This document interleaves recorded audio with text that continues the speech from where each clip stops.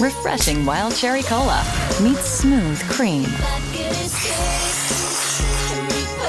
The treat you deserve. Pepsi Wild Cherry and Cream. Treat yourself. Kraft Mac and Cheese is better than 90s hip-hop. We'll remind you of your childhood without making you feel incredibly old. Kraft Mac and Cheese. Best thing ever. Hello, everyone. Thank you. Okay, quiet. That's enough. This is a podcast by my dad and my uncle. They talk a lot about music, like a lot. So please sit back and enjoy. I think they are going to start in about 14 seconds. 3, 4.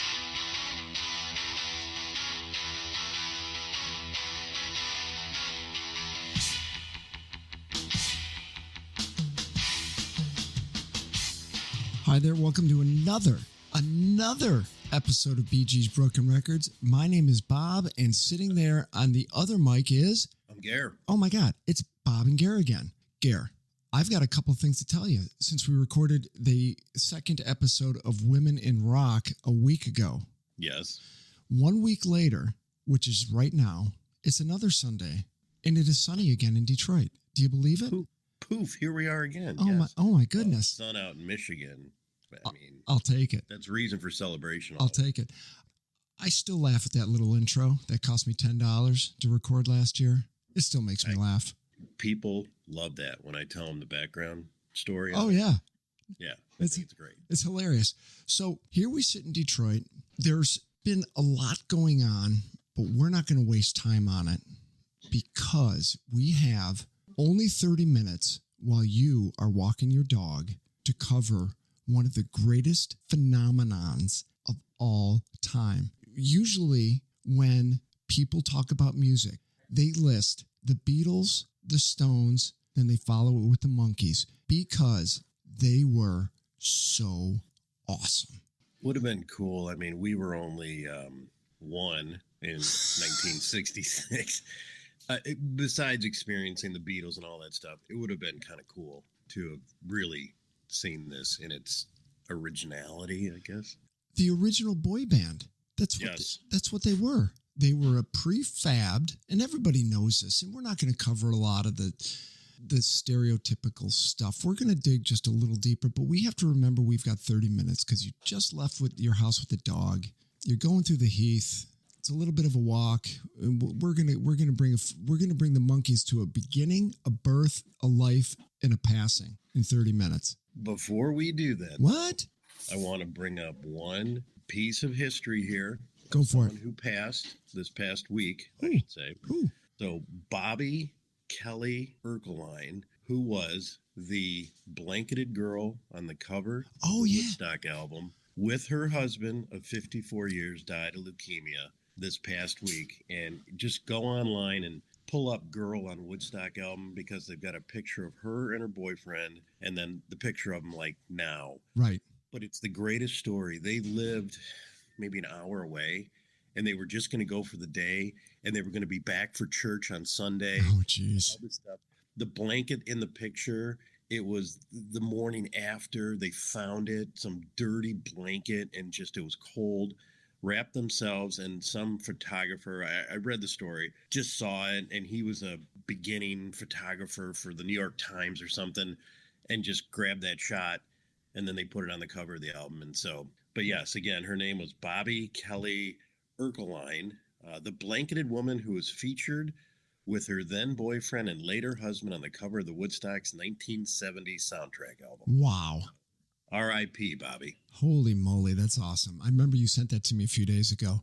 The Monkees, boy band, fabricated by two producers, sourced with music from Don Kirshner, from Don Kirshner's Rock Concert, right? Yeah. Peter Noon from Herman's Hermits said they went about it completely wrong. They should have gotten a band and taught them how to act as opposed to getting actors to teach them how to play. Ooh. So did you know that the producers originally approached the Lovin' Spoonful to be the band in the Monkees? Is it John Sebastian? John Sebastian. I did not know that. He- Okay. they didn't do it because he was under contract. So then they did the auditions. Okay. So they put an ad in the. Hold on, I'm going to look it up. So the ad they placed said it was in the the Daily Variety and the Hollywood Reporter ran an ad to cast the band. They already had Davy Jones because Davy Jones was contracted to Screen Gems because he was doing a theater show called Oliver. For some reason, he was connected to it. Okay. So they needed to get the rest of the band. So they put an ad in those two magazines. Madness! Exclamation point. Auditions. Folk and role musicians - singers for acting roles in a new TV series. Running parts for 4 insane boys aged 17 to 21. Want spirited Ben Franks types. Have courage to work, must come down for interview. And according to Davey, Ben Franks was a restaurant where everyone would go hang out at night, like all night. Okay. And the waiters and waitresses were snarky as shit. So they just wanted sassy people. So they said Ben Franks instead of sassy people. We all know that 2 people were turned down. Do you know who those 2 people were, right? I do not. Okay, Steven Stills tried out for it. Okay. Oh, come on. You didn't know that? Yeah, I did not know that. Okay. So Stills was a buddy of Peter Tork. Okay. Stills got turned down. He said, "Hey, Peter, you should go check this out. I think this is right up your alley." So Peter didn't even see the ad, but got the information, went there, auditioned, Sure. got the job. And then the other rumor was that Charlie Manson auditioned for I have heard that. Yes. And, but it's fake. but Charles Manson submitted some of his music to Dennis Wilson. thank you. Beach Boys. Right. Okay. Sorry. Digress. Go Yep. ahead. So that was fake with Chuck? it was fake. It was I think it was Mickey who said, "Oh, all these guys tried out for it, and Charles Manson." It was like a 1997 interview and it stuck, but it's not true. So Stills, yes. He must have been trying to sell something back in 97. Oh, jeez. I'm sure of it. Anything for a book. Hats. Think about this. Let's just look at the ripple effect of Steven Stills being signed to be a Monkee in the alteration of the music timeline. Think about it. No CSNY. Correct. It would have changed music history. None. Yeah. No Deja Vu. No Woodstock. No nothing. Yeah. Now, he might have come out later and done his stuff. Crazy, man. I mean, think about that. Okay, I digress. So the TV show was supposed to be designed and filmed like A Hard Day's Night.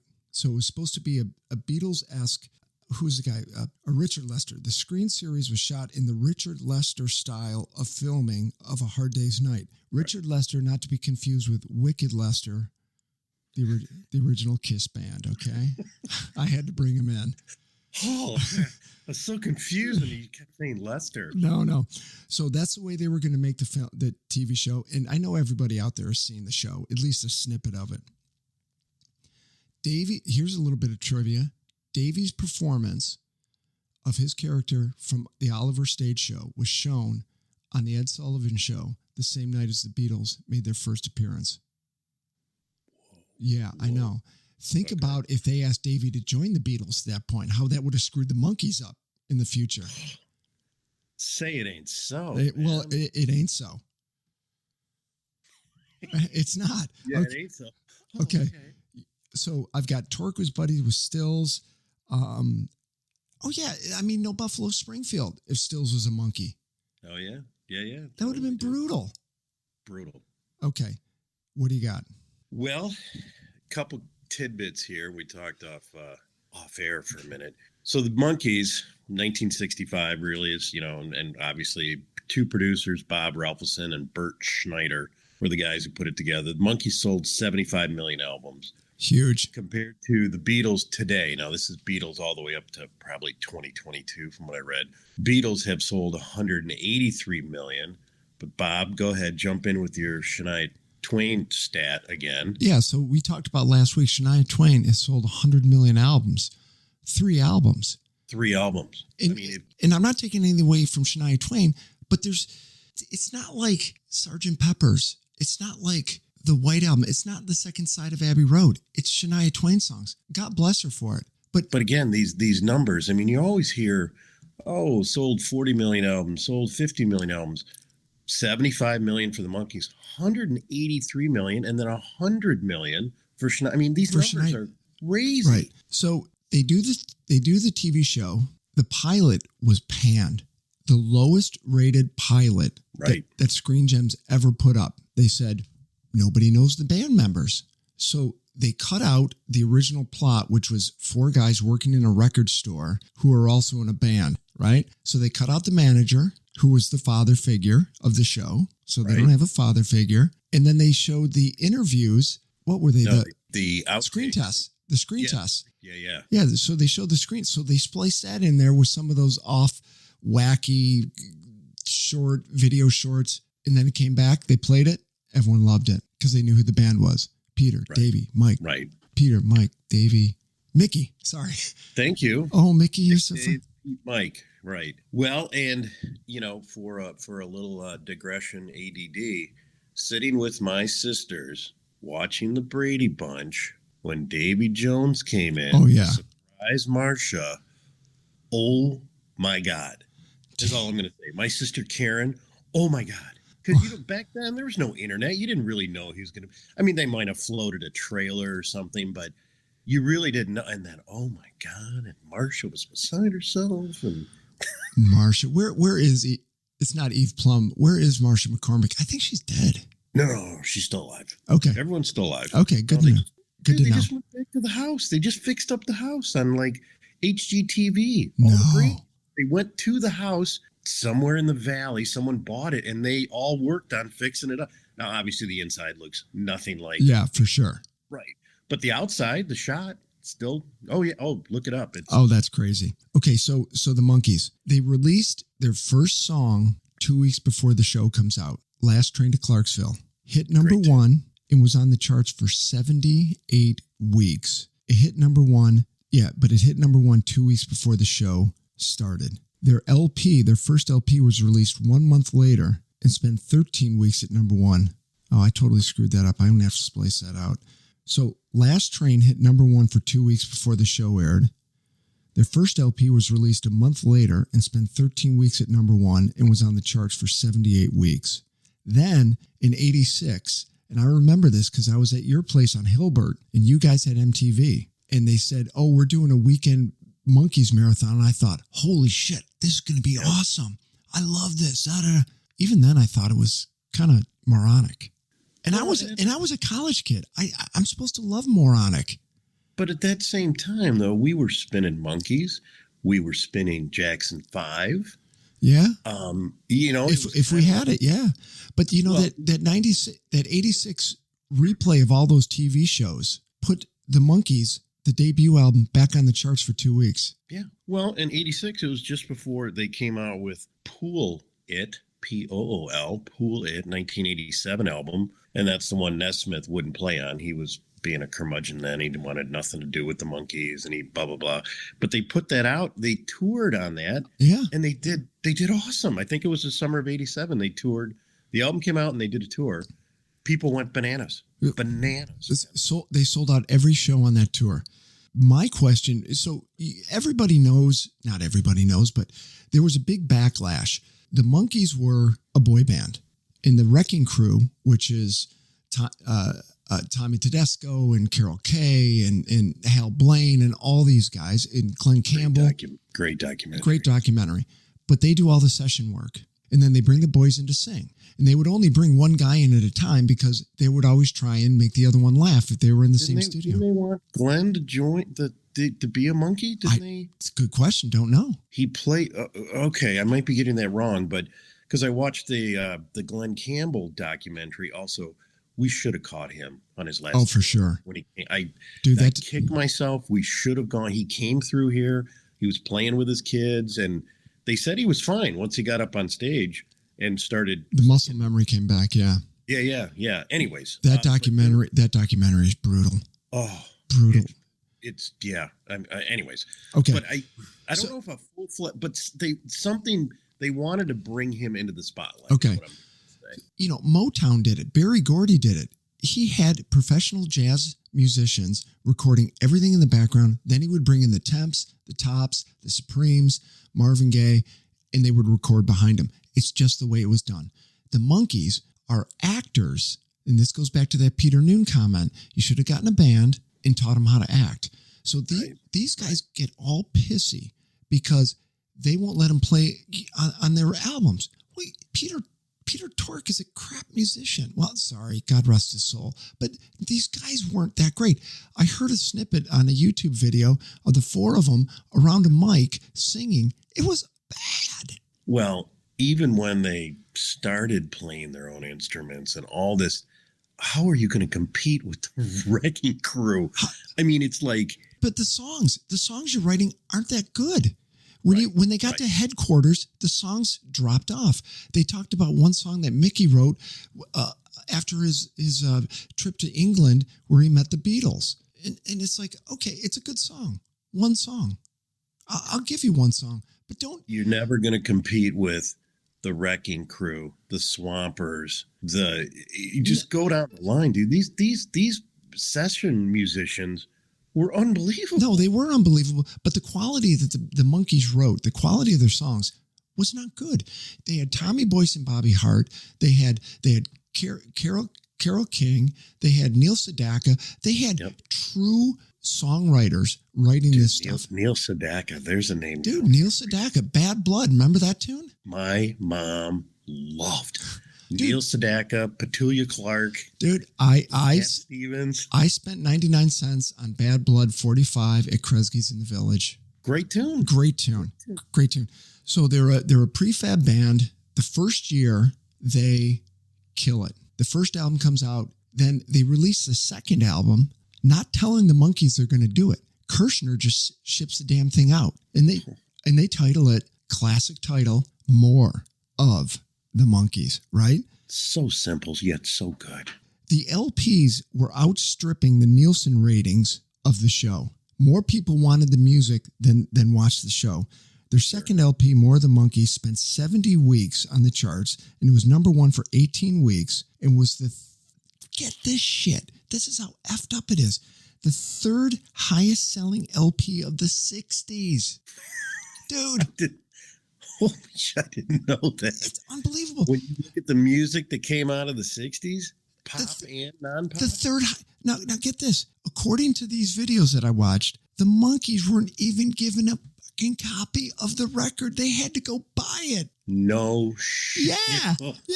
So what is that? What does that tell you? The respect the record company had for these four guys. Well, it goes back to all those interviews with the women in rock. The suits don't give a shit about you. They just want Zippo like the lighter, Bob. Exactly. Yep. And they were also mad on that More of the Monkees release because they just took a photo. Now, this I didn't know. They took a photo of a J.C. Penney's clothing shoot and put it on the album cover. Oh, that's funny. Right. Like, what are we going to put on the album cover? Oh, a groovy picture? Let's just take that J.C. Penney's ad and fucking throw it on the cover. Go to the catalog. Let's go to the catalog. Pull out some guys with Sands About Pants. Skip past the bras. Skip past all this shit. There's the Monkee. Oh, platform shoes and Sands About Pants. There. Oh, disco pants and haircuts. Oh, that's funny, dude. They won an Emmy in 1967. A freaking Emmy. But you know what, though? Everything we're saying, it's of the time. It's of the time. But it's just classic how it came together. It got legs. It went insane. I mean, people couldn't get enough of that little Davy Jones, man. Right. But they also said when you looked at what you had opposite it, Gunsmoke, Liberace, Lawrence Welk. Oh, Liberace was on one of the Monkees episodes too. And my mom was a big fan of Liberace, especially when he used to be on Johnny Carson. Oh, that Liberace. Oh, but I mean, if you think about the TV shows that were out there, sure. My Three Sons, all that 60s stuff, maybe Bewitched, and then you got the Monkees out there. Oh, dude. The original MTV videos. It was freaking brilliant. All right, before I need to go over this though. Before. Oh, wait a minute. Sorry, you hold that. So you mentioned their album '86, Pool It, right? Yeah. Well, '87 was Pool It. Yeah. No Nesmith. They released another album in '96 called Just Us, which was with the full lineup. Okay. They bitched, and this is why I got off on a tangent. They bitched that they didn't play any of their instruments back in the 60s. Did they play any instruments on Pool It? I couldn't find the answer to that one. Did they use studio musicians? I bet they did. The hypocrites. So Peter Tork would put a guitar in his hand. Hey, let's not forget Davey and the tambourine. well, he did. He was a maraca legend. That guy, when you put maracas, you couldn't shut him up. Well, man. so Pitchfork Media listed that album cover is one of the worst LP covers of all time. Three guys, pull it. Three guys is sitting in a swimming pool with the round floaties around him, just smiling. Wait a minute, though. The worst, No, not the worst. One of the worst. Oh, thank you. Because we could go, I'm sure there's some Herb Alpert, there's some Quincy Jones album covers out there that are worse. Okay, one of the worst. But so here, I want to get this in before we run out of time. So some of our younger listeners might not know this, but there's only one. I don't think we have many younger listeners. Try to be. There's only one Monkee left. That's Mickey Dolenz. He's 78, and he's going on tour again. Bob and I, we've joked setting this one up like, hey, here's the Monkee. Right. So according to Celebrity Net Worth, Mickey Dolenz, 78, worth $9 million. Davy Jones, who died in 2012 at 66, he just had a massive grabber. Yep. Just sat in his car and bye-bye. Right. He was worth $5 million when he died. Peter Tork, who died in 2019 at 77. Cancer. Yep. Was it? Yep. I believe so. Yep. He was worth $4 million. Mike Nesmith, who just died in 2021 at 78, was worth $55 million. Now, his mom created liquid paper. So do you remember when that came? Do you remember when that came out in the 70s? That was freaking. You've got liquid paper. What is that? Totally. Oh, it's paint in a little bottle. Oh yeah. Freaking brilliant. Which, when you take a look at the three Monkees besides Mike Nesmith, $9 million, $5 million, $4 million. So take away the liquid paper, the guy was probably worth right in there. $5 million. Yeah, between 5 and 10. But the guy the Monkees fired, Don Kirshner, $50 million at the time of his death. Dude, do you remember Don Kirshner's rock concert? 100%. Are you kidding me? I remember I was up the street at Tommy's house and we saw a commercial and it said Dolenz, Jones, Boyce and Hart Saturday on Don Kirshner's rock concert. And I was down at Tommy's house and we were watching it. And I'm like, because I love the Monkees. But they were terrible. I mean, Boyce and Hart, they can write the songs. They're not stage people. Don Kirshner is where I first saw Aerosmith, Casey and the Sunshine Band. Who else? He'd have everybody. John Denver, anybody who was popular. So anyways, now I was going through the albums and 1968's The Birds, the Bees and the Monkees, they loved this out. So I started going through this album and I'm like, okay, now it did have Daydream Believer. It had Valerie on it. Written by other people. But that album, okay, I was like, Now, the Monkee, they're like the Cult. They're a greatest hits band. Yeah. And again, that was looking through the critics and all this. The Birds, the Bees, and the Monkees considered one of their finest albums. And I'm like, And then what was the other one? Capricorn, Pisces, Aquarius, and Jones. Correct. Yeah. Correct. And I don't even know what that is. Garrett, you warned me, and I'm going to stick to it. I'm not going to go down the rabbit hole of their movie, 1968, Head, produced by Jack Nicholson. Please don't. I'm not going to. Oh. A 90-minute Monkees episode. This story. We might have to watch it. We might have to just watch it and have another podcast and say how bad it is. No, not doing it. Look at my face. Look at my face in your computer screen. No. Look at my lips. No. The Monkees in 67 go over to tour the UK. Did you hear about this one? No. Okay, they go over. They get off the plane. They have a huge reception. People are loving it. Okay, it's mini Beatlemania. Sure. Monkee Mania? Monkee Mania. Yeah, a bunch of monkeys. So they set up a time to go meet him. Mickey basically said, I took an autograph book. I want their autographs, but it's a party to introduce all of us together. So we're going to be hanging out with them. So they show a picture of Paul, 1967. You can tell by his mustache that it's a Sgt. Pepper era with Mickey Dolenz. they gave him a little bit of credit, but one of the lines that they said, I love this, the Monkees. John Lennon said, the Monkees are more like the Marx Brothers than the Beatles. Yes. Which is true. Dude, that'd be a good t-shirt. Oh, yeah. And then another quote was, the Beatles were impressed that they could go into a music studio and make a TV show. I like that one. That's good. So man. Mickey's telling the story, and he goes into, and I know where they are. They're down by Buckingham Palace, and they had this party, and it's all night, and Mickey's, trying to play it up like, ooh, we're so high on acid and all this crap. And I'm like, okay, whatever. But he said, I just had to get out of there. And it's 6 a.m, the sun's coming up, and the birds are chirping and all this stuff. And I'm walking through Kensington Gardens, and it's beautiful. And then one kid recognizes me, and then another kid recognizes me, and he's going on and on. He goes, soon enough, I've got this crowd of kids, and they're all skipping school, and then they want me to sing a song for them, and I'm just thinking, oh, this is beautiful. He's going on. It went on for like 7 minutes, and I was like, hey, Mickey, you're full of yourself, okay? Right. Look, I'm telling you, when we started doing this, preparing for this podcast, I was spinning monkeys left and right. I love this stuff. What Am I Doing Hanging Around, sung by Mike Nesmith. I can play that song, not back to back, but I can play that back to back to back. I love that song. Dude, there's a lot of great music. Right. Davey was a great vocalist. Yeah. Mickey was awesome. Last Train to Clarksville? You kidding me? I could listen to that all the time. Ooh, you're not talking about a protest song, are you, against the Vietnam War? No, I'm serious. I did not. That's what Boyce and Hart said. They had to slip a little something in there, I don't want to go. It's the last train to Clarksville. I don't want to go. Keep the band relevant. Let's come make it political. All right, before we run out of time, I've got to run to the most important thing that everyone is on their mind.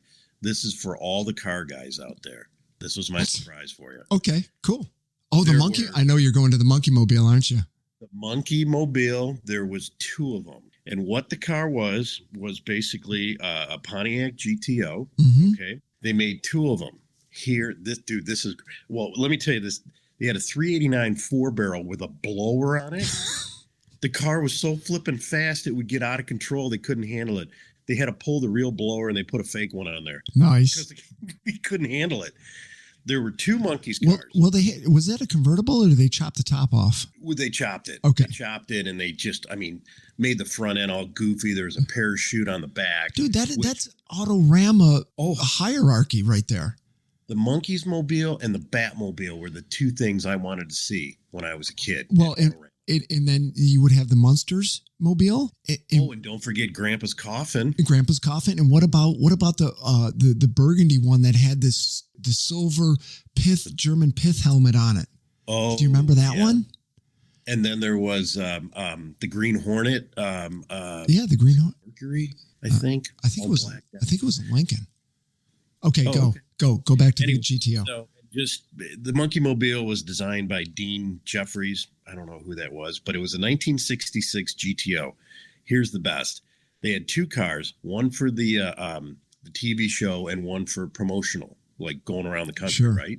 The first one, this is great, left in Australia in 1968. The car resurfaced, are you ready for this, as a courtesy car in a Puerto Rican hotel. Shut up! That is funny as shit. Oh my goodness! And then so that car ended up a courtesy car at a Puerto Rican hotel in Australia. You can't make that up. It's like the Monkee Mobile. Well, yes, it is. That car ended up being saved, and a collector in New Jersey has it now. The second car, George Barris, as we just mentioned, Batmobile, Monster Mobile, he got it, extensive restoration, sold it at the Barrett Jackson auction in 2008 for $360,000, ended up in a private collection here in Michigan. Whoa. Yeah. And I got to do a little more research on. We got to find that thing. But let's go back to courtesy car at a Puerto Rican. I'm not laughing, dude. It's just, but I like the blower thing. Dude, this car's too fast. We got to pull that blower off, man. We're going to ruin this No, thing. I'm telling you, the Puerto Rican courtesy car was the key. The key. Folks, it's been 33 minutes. I'll splice it down to 30. I hope you've walked your dog, and I hope you've had a good time. This one's been a gas. I like this one. Dude, I like it. And I love the Monkees, man. Hey. Hey, on that note, let me see if I can hit the right button to get us out of here. We'll see you later. See ya. Be optimistic.